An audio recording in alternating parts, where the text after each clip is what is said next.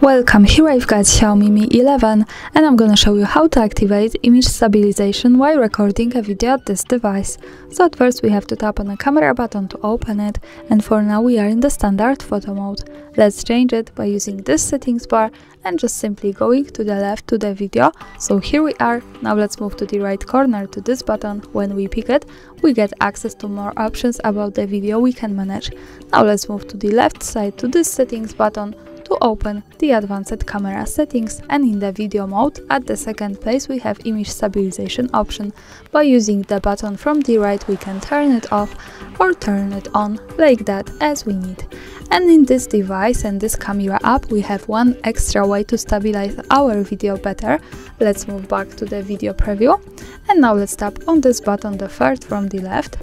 When we tap here we can turn on the steady video and also pick the steady video in a pro way. So this is really cool thing and we can turn it off. And that's all. Thanks for watching, subscribe our channel and leave the thumbs up.